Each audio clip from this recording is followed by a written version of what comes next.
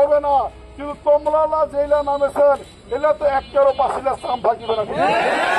কারা তোমরা স্মরণ দেখো, যদি শেখ হাসিনার বিচার না হয় বাংলাদেশ চিরতরের জন্য লজ্জন করে দেওয়া হবে। বিচারের রায় দেওয়ার একটা তারিখ ঘোষণা করা হবে আগামীকাল কিন্তু রায় হবে না, ঠিক কিনা বলেন? একটা তারিখ ঘোষণা হবে, তাতেই আমাদের ওই শেখ হাসিনার দোসরেরা কালকে লকডাউন ঘোষণা করছে। এ ভাই, তোমরা যে লকডাউন দিতে আসতেছো, তোমাদের হাসিনার কি হয়েছে? তোমার হাসিনার? আরে হয়তো যা দিল্লির যায় হ্যাঁ মোদির চেয়ে ভালো মন্দ খাসে, ঠিক কিনা কর? খায়া টায়া ওর আরো তেল বাড়িছে, তেল ধরে তাহলে তোমার লাখ মাঠক নামবাছে, ঠিক কিনা কর? আরে ওর তো কিছুই হবে না, কিন্তু তোমরা জেলা নামেছেন এলে তো একটারও পাশিলা সাম থাকিবে না।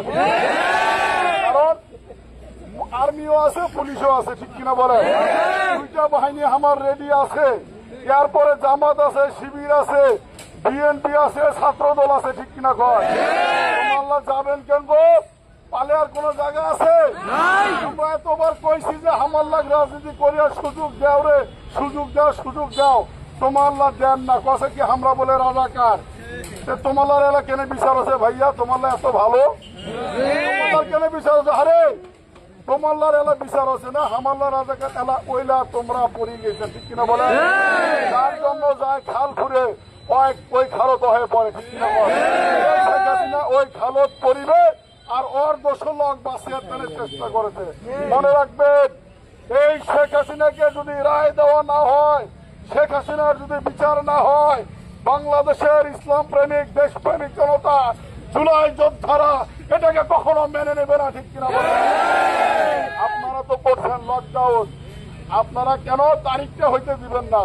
আরে বোকারা, তোমরা স্মরণ দেখো, যদি শেখ হাসিনার বিচার না হয় বাংলাদেশ চিরতরের জন্য লজ্জন করে দেওয়া হবে। এত মায়া লাগি গেছে আমার সামনে, আমার নেতারা ফাঁসি দিলেন, মিছিলটা পর্যন্ত করিয়া দিলেন না। এলা চুপ করি হানে তোমরা মোটর সাইকেল শোডাউন বের গেছেন রাত 2টা-3টার সময়। তখন তো বলছো তোমরা বলে পুরুষ, তোমরা বলে বীরের জাতি। এই তোমাদের পুরুষত্ব কোথায়, বীরত্ব কোথায়? কাপুরুষের দল পুলিশ বাহিনী দিয়ে, আপনার বিভিন্ন বাহিনীর লোকজনকে দিয়ে, রেপ দিয়ে তোমরা ডাইনি ভাবে তাদেরকে রেখেছ, আর মাস্তানি করে দল করেছ, জনগণকে নিপীড়িত নিষ্পেষিত করেছ। আর আমরা জামাত শিবির বিএনপি সারা বছর পুলিশের সাহায্য ছাড়া বাংলাদেশে আন্দোলন করেছি, ঠিক কিনা বলে? আমরা জেলে গেছি, জেল থেকে বার হয়ে আসে আবার ময়দানে ছিলাম, ঠিক কিনা বলে? আমরা কিন্তু পালাই যাই নাই।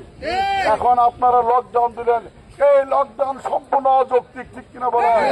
কারণ শেখ হাসিনা নিজে দেশ ছেড়ে চলে গেছে। ওনার সমস্ত বংশের লোক, শেখ পরিবারের একজনও এই বাংলাদেশে নাই, ঠিক কিনা বলে?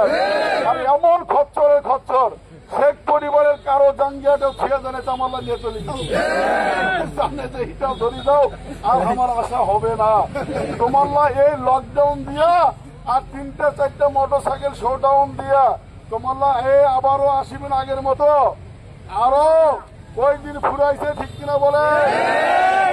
তোমরা এই জুলাই যোদ্ধারা যতদিন বেঁচে আছে, তোমরা যদি বাংলার মসনদে আবার ক্ষমতায় আসতে চাও, এই জুলাই যোদ্ধাদের বুকের উপর দিয়ে আসতে হবে, ঠিক কিনা বলে?